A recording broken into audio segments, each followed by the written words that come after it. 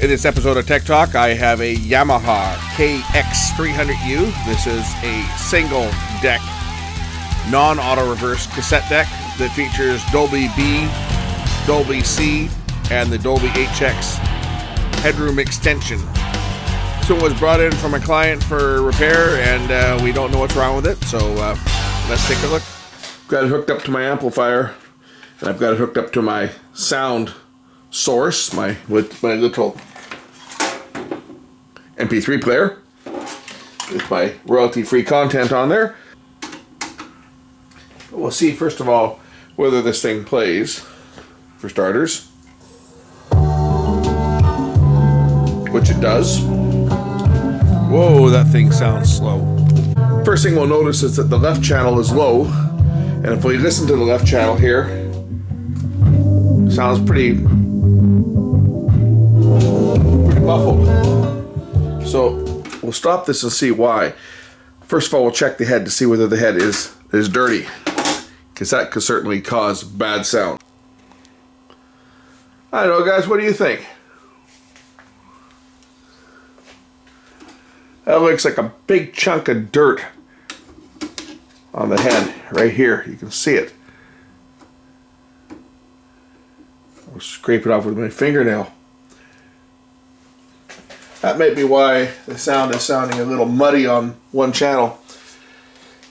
On a cassette tape, the left channel is close to the center and the right channel is along the edge. As you can see, that head looks pretty filthy.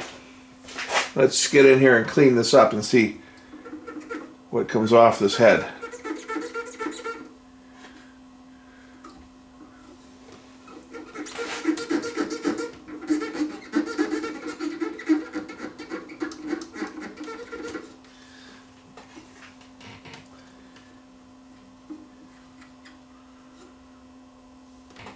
Pinch roller and the caps look pretty dirty too. We'll just clean them off.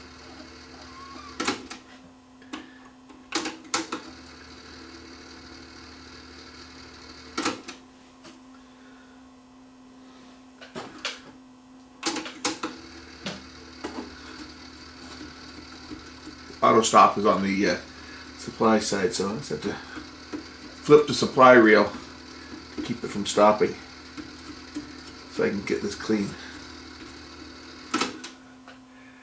Yeah, it's just a little bit of grime on the head and on the pinch roller and the capstan shaft on this unit.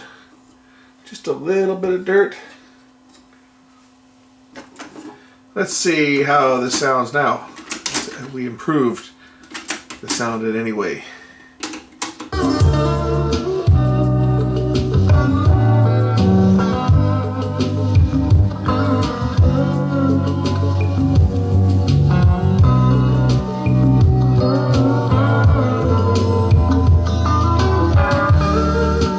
I believe we've improved the sound.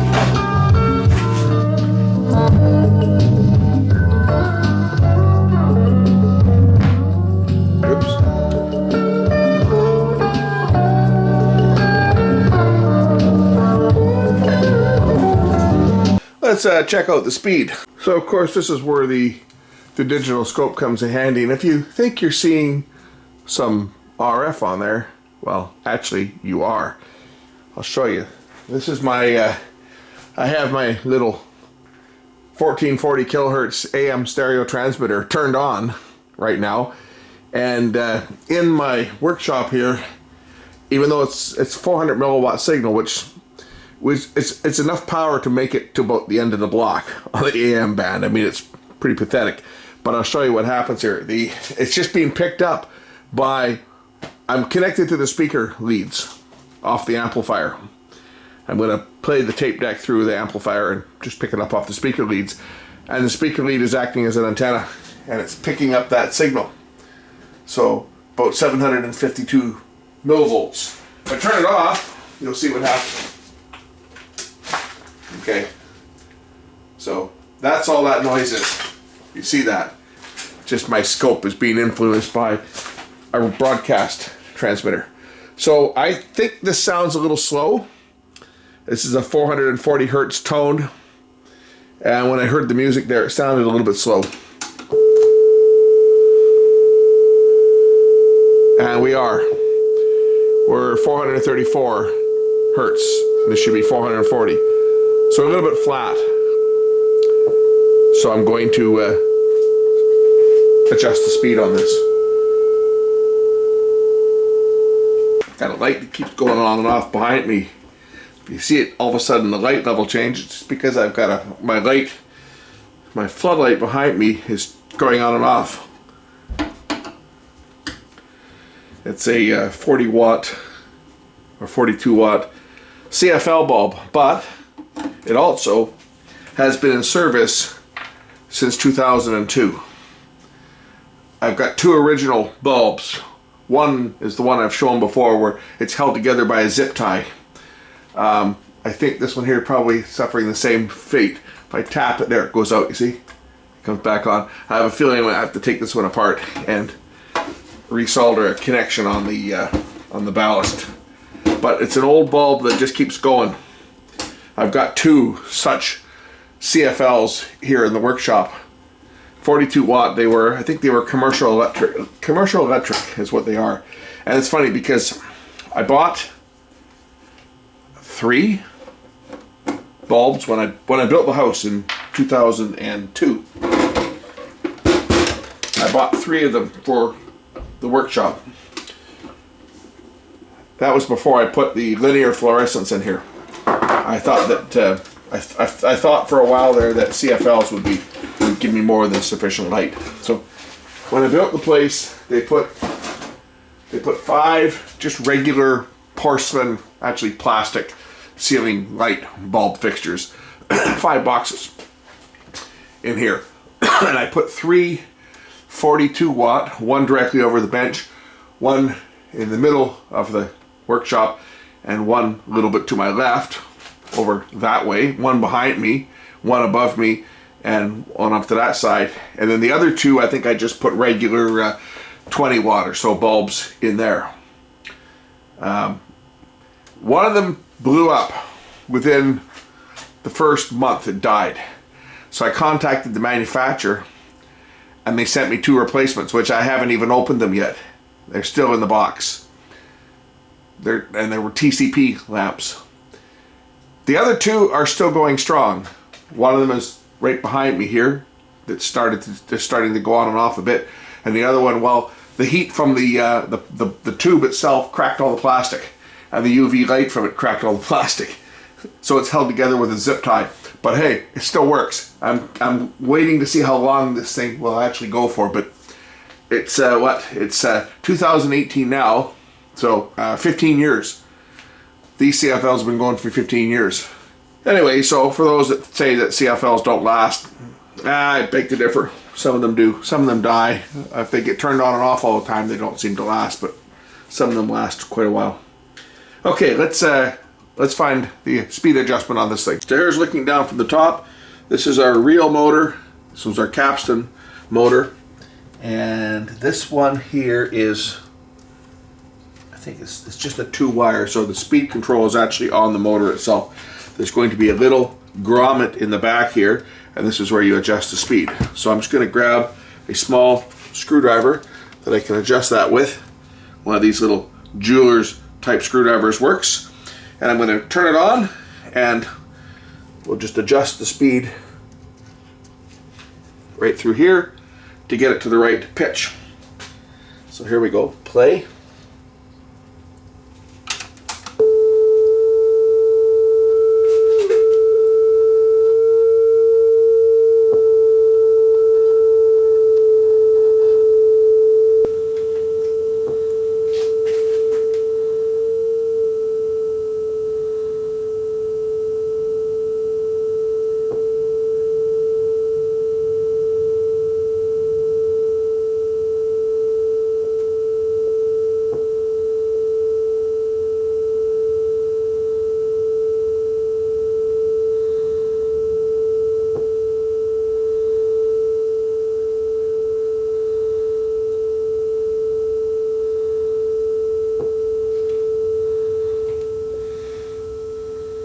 Close enough.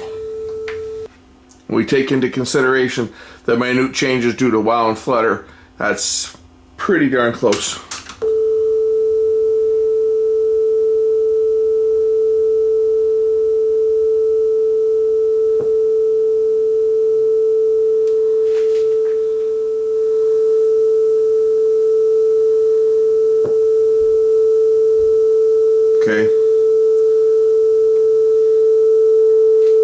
that is, I think, as close as this deck is going to get. I'm going to call that on speed. You have to remember with these belt drive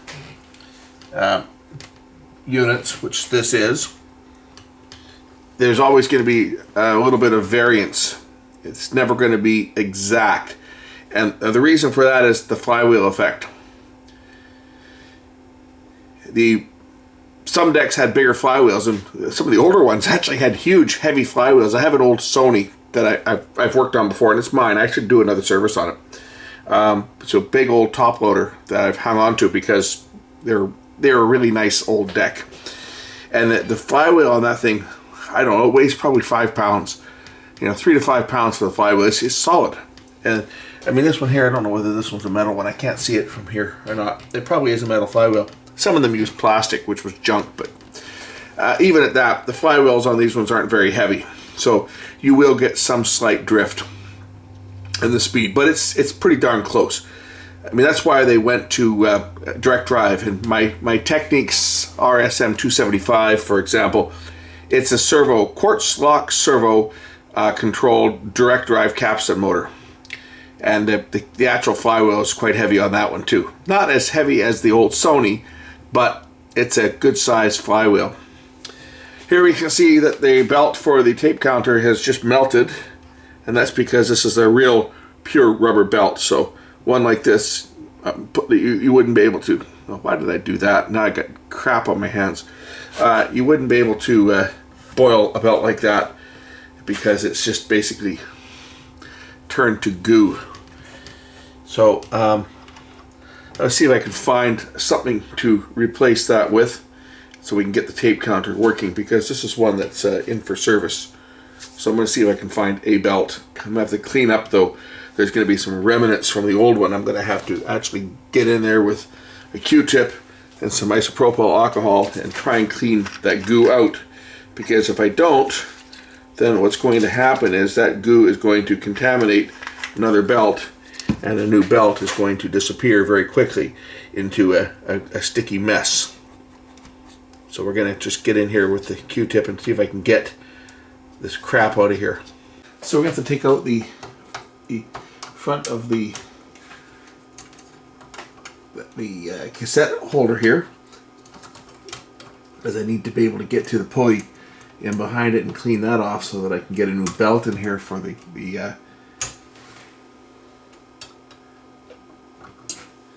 holds this in. There's a screw on one side. It looks like it's just a clip on the other side. Let's see if I can pop this out here. That should come out like that, which it just did. And now this should lift out. Almost. That should come out now.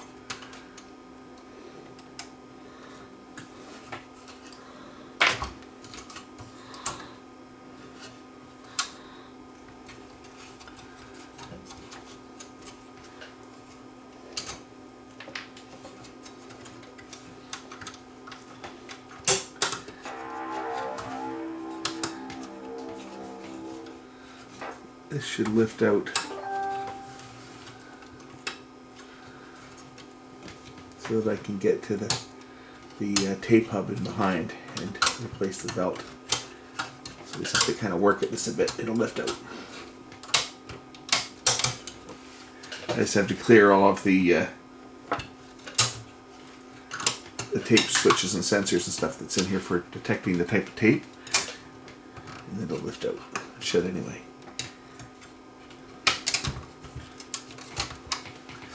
Not that I need to really go much further than that, because I can access the gear here to clean the crud off of this one from the remains of that belt. See, this is what happens when these belts melt, is they just create a real mess in behind. And for anybody working on them after, this gets on your hands and you can't get rid of it. It's brutal.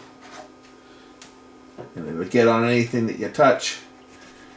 It'll leave a black sticky mess behind. I hate it when this happens.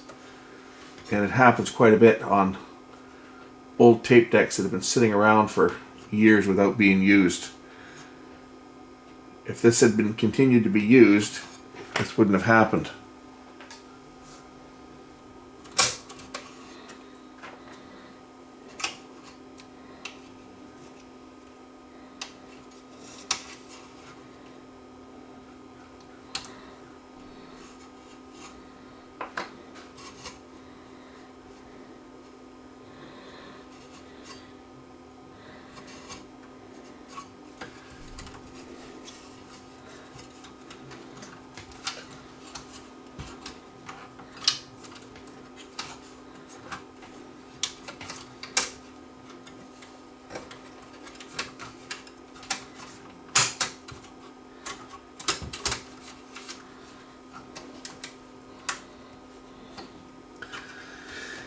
I gotta get this thing back in place. Like that. Okay. Now I should be able to put the screw back in here and the clip. Whatever I did with it. Here's the screw. I think this is the screw.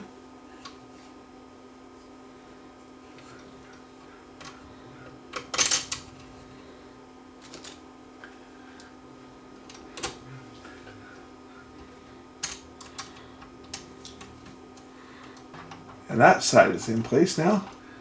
But the tough part's going to be getting the other clip in, because Yamaha in their wisdom use these goddamn rivets. And of course, once they're spread out, it's really tough to get them back in the hole to put it back in place. I hate these things. You know, it's you pretty much have to replace them, because once they've been put in service, they are really hard to get back in. When they're new, they're easy to put them in place, but when they've been removed, sometimes they just don't go back in as easy as they came out, if you know what I mean. And certainly not as easy as they went in the first time. But I might be able to do this. Oh, you know, I got it. I don't believe it. And the keeper behind it here to hold it in place.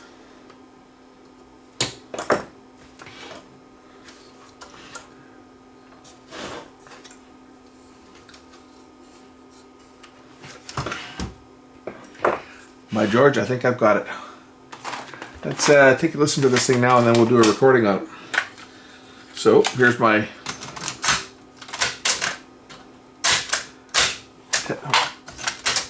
test tape. Power. And as you can see, that sounds a little better. So I'm going to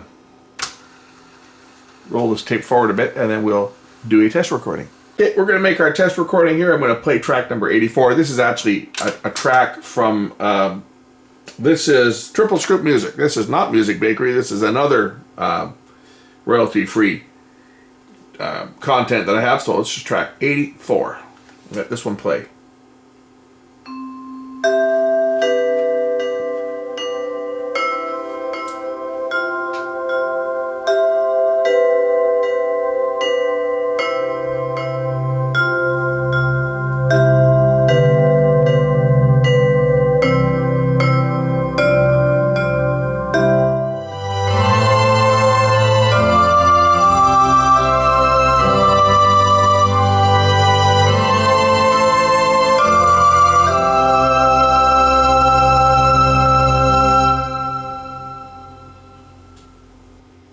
So now we'll rewind and listen to that one again, see how it sounds.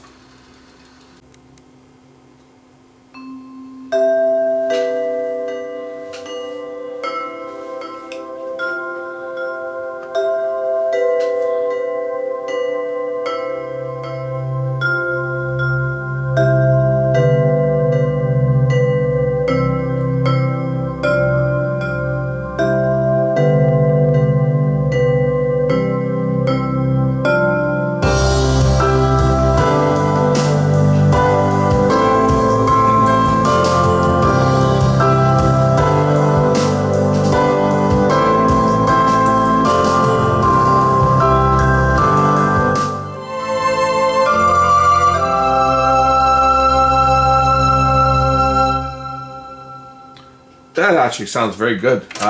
Excellent sound off this thing. Just want to show you guys what happens if you record something in Dolby C and you don't use Dolby C for playback. It's not going to sound proper. So let's just play it back, and I'll change the Dolby so you can hear the difference. So remember, that sounds, with Dolby C it sounds very good. There's very little noise because Dolby C is really quite efficient at removing noise. If I turn it off though, listen how it's going to sound. Now I'll switch it on and off so you can hear the difference. See?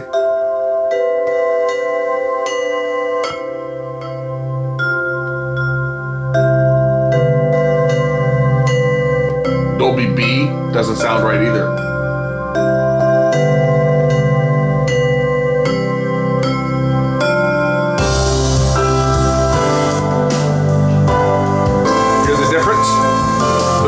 Recorded with Dolby C. This is when it turned off. Listen to the noise, or listen to the way it changes the sound.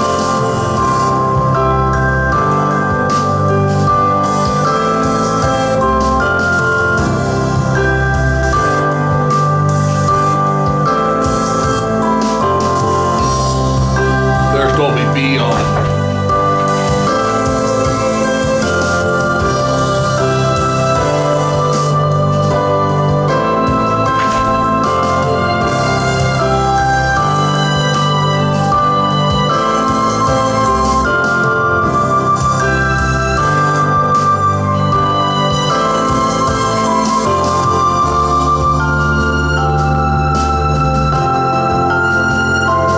So when you record a tape with Dolby C, you pretty much have to use it to get the proper sound on playback.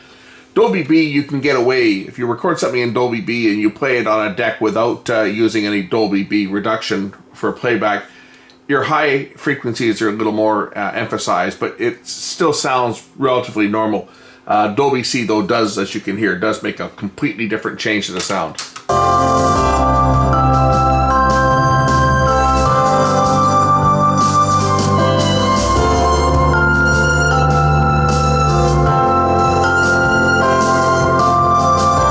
Anyway, I'll have to do another demo at some point. I'll grab my DBX deck and we'll play around with DBX and do a comparison between how DBX does, because you can still listen to Dolby C without a Dolby C encoded tape without Dolby C on. Yeah, you can do it. It doesn't sound proper, but you can listen to it. With the DBX encoded tape though, I'll play some DBX encoded tapes on a non-DBX deck, and we'll see whether you can actually tolerate it, because it sounds pretty bad. What DBX does is it's even more extreme than Dolby C. It works across the entire frequency spectrum, and it basically takes everything below a certain level and it cranks it way up, and it takes everything above a certain level and it squishes it down. So it's called a compander. So it compresses all the loud passages down to half of its level, and it boosts the quiet passages up to twice its level. So you've got about an 80 dB signal to noise or 70 dB signal to noise ratio that is compressed into about a 30 dB or 40 dB wide dynamic range that's recorded onto tape, and then on playback it expands it.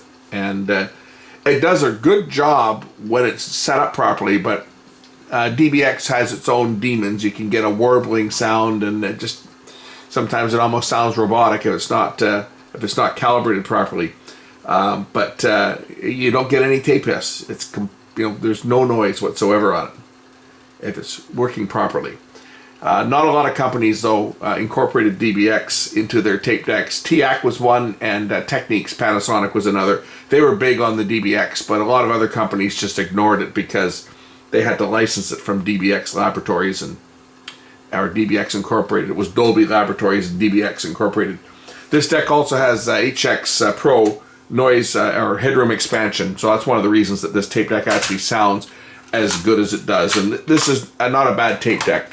It looks kind of cheap inside because a lot of plastic in here, but sonically wise, for a two-head deck, this actually does sound pretty good. Anyway, thanks for watching the service on this unit. Now I got to go get my hands all cleaned up because okay. We'll catch you in the next one real soon. Bye for now.